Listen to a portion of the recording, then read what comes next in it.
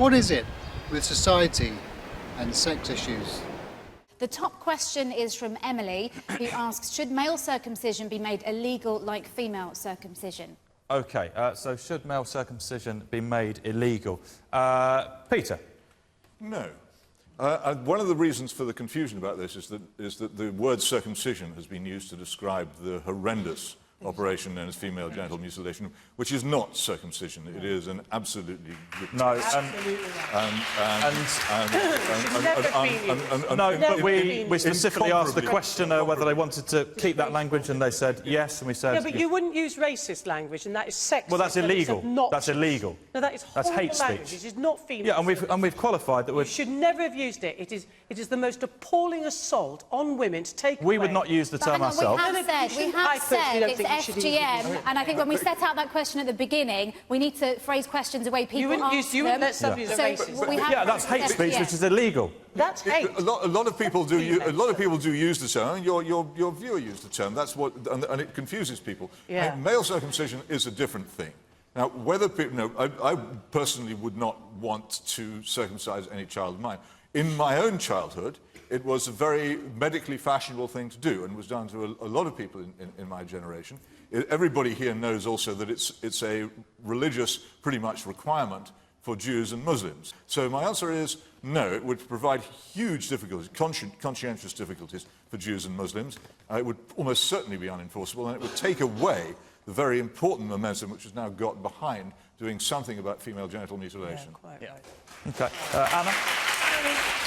I mean, I am cross, because we know that people in the past have used language which is wrong, and then as we mature, we grow up as a society, we get rid of it. And to call it female circumcision was by people who supported it, to try and give it some sort of credit, when in fact it is the most appalling assault, both psychologically and physically.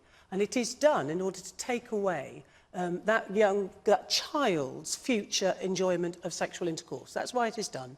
And it has terrible scarring, literally physical scarring and mentally scarring. Anna Soubry is cross. Unlike those who had the most sensitive part of their genitals cut off without their consent, they're okay. The question was very simple. Should male circumcision be legal, like female circumcision? If circumcising a female is unquestionably female genital mutilation, then why isn't cutting a male? I don't see it as racist language at all. And when she talks about physical scarring, you cannot amputate a body part without leaving a scar.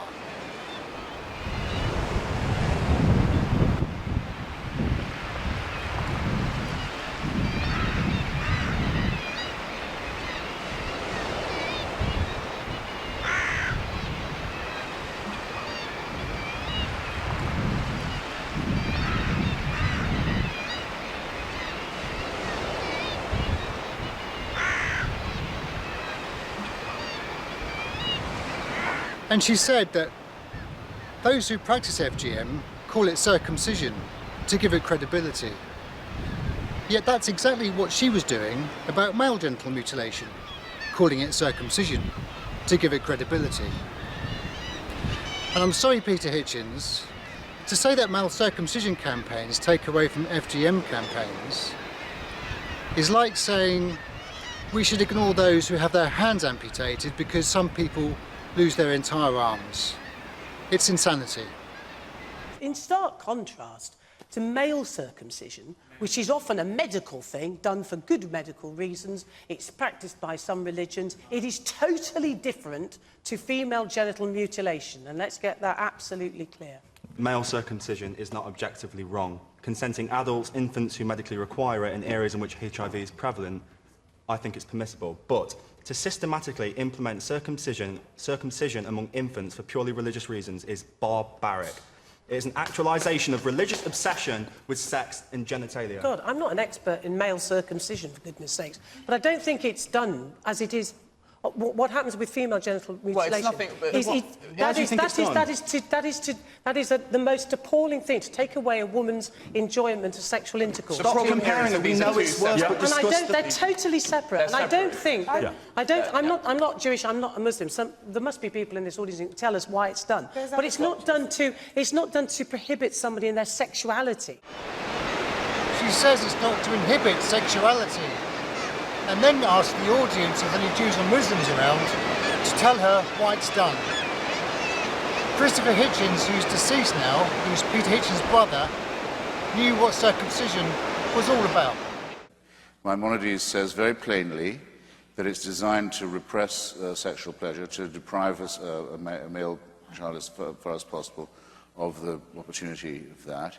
The full excision, not just the snip or the full mandatory covenant, is fantastically painful, leads to trauma, leads to the dulling of the sexual relationship, and can be in itself life-threatening at that moment. We have the records, I can show them to you, of hundreds and hundreds and hundreds in the United States, boy babies who've died or had life-threatening infections as a result of this disgusting practice. I think it's a real problem to put them in the same space because you appear to be treating them with equivalent seriousness. FGM is a huge, barbaric problem.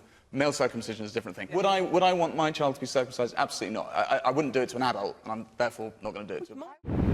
If you admitted to wanting to circumcise an adult on national television, your career would likely be over and your therapy would begin. And why shouldn't the forced genital cutting of boys be treated seriously as the forced genital cutting of girls?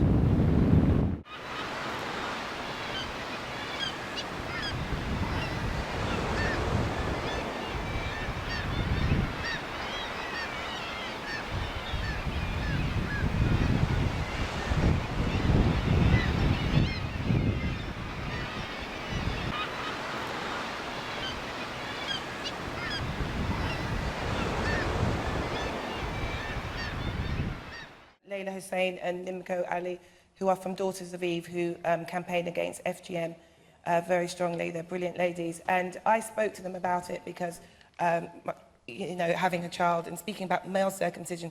And actually what they had said is even though it is not the same, they personally don't think that it should happen to males or females. Behind closed doors, they were mutilating their own young, boys, sons. And it's everyday ritual here, but people don't see it as a ritual. But to me, I would see it as a ritual because it's the same thing to me, because mutilation is mutilation. A lot of people are desensitized to the issue because it's in our culture. But the fact is, what sane person looks at a newborn baby and thinks, what a bundle of joy, pass me a knife, let me slice off his foreskin? Nobody in their right mind wants to remove the genital. And you're making faces. Why do you find this funny? Because no, it's not funny, but it is for some young babies, it's a medical procedure. I mean, there'll be men in this room who've been circumcised. Somebody's nodding. Hey, getting worried, sir. But seriously, some people are circumcised because you need to be circumcised because you've got problems with your foreskin.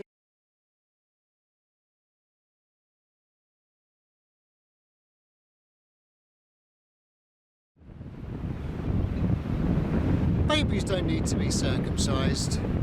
Sometimes when boys grow up, they have problems with their foreskins on rare occasions, and they sometimes need to be treated.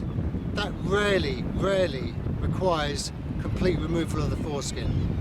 Anna, how would you respond to these people online then who are sharing their stories? Vance on Facebook, I'm circumcised and hate it. I had my choice to a whole intact body removed from me at birth, say no to circumcision. This from Aaron, I'm angry because part of my body was removed without my consent. My parents did nothing to protect me, they wanted me to be circumcised. And finally this from Ray, I was circumcised when I was a child and it caused me numerous problems. It shouldn't have been legal to do that to me without my permission. How would you respond to that? Well, she never actually got to respond because someone from the back row who claimed to be an expert had this to say. They are babies and it is a voluntary act. So if you take away this responsibility from the parents, you should also take away the responsibility to send them to school, to do this and that. So it saved my life, maybe it saved my life, because I could have gotten, maybe I get AIDS, maybe HIV, there are maybe other things that people could get, so why do people think that this is Thank you, sir. I think it's medically inconclusive. Medically inconclusive. Probably because scientific research into circumcision has been stifled by religious sensitivity, with the side serving of misandry, I suspect. But you also would need to listen to those, particularly in the Jewish and Muslim faith, who might come and argue the opposite to you with equal passion and with equal conviction that they're right. Now, under those circumstances, is it possible in a free society to make a law of the kind which you require? But we don't live in a free society. We have more laws and restrictions on us than ever before. So how do we make a law? Just like we did in 1985 when we decided that girls needed protection from forced, non-consensual, non-medical genital cutting.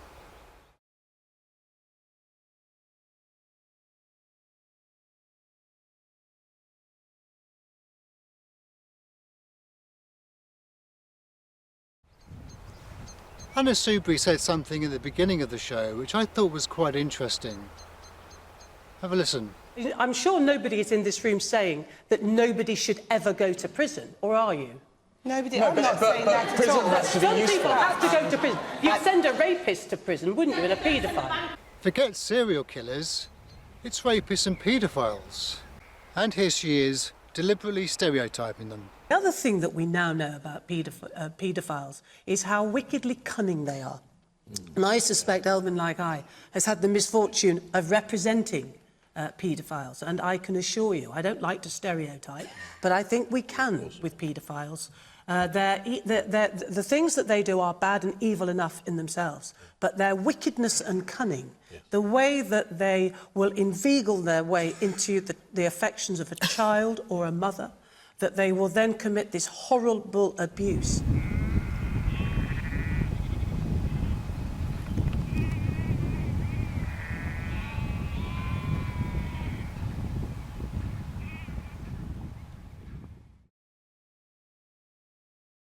So it's a psychiatric diagnosis, and it clearly states how society incorrectly refers to it as sexual abuse.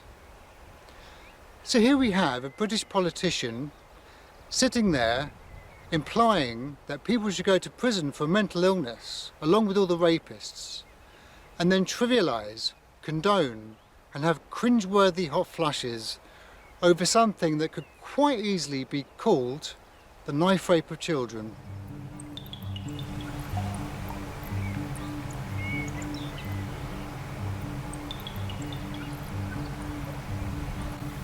What sane person looks at a newborn baby and thinks, what a bundle of joy, pass me a knife, let me slice up his foreskin? I personally would not want to circumcise any child of mine. Would I want my child to be circumcised? Absolutely not.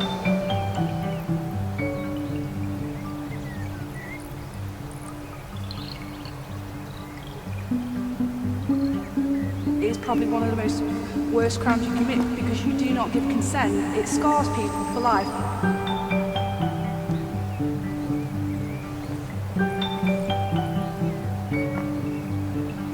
Rape is rape. There is no distinction between different kinds of rape.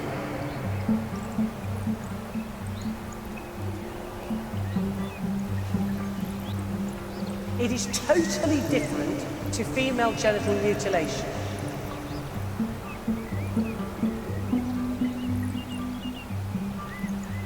The issue is consent. The maximum sentence for rape is life. No, we do have to address rape culture in this country. It's prevalent. The UN have found this is one of the most sexist countries because of just the casual sexism. It's just ridiculous.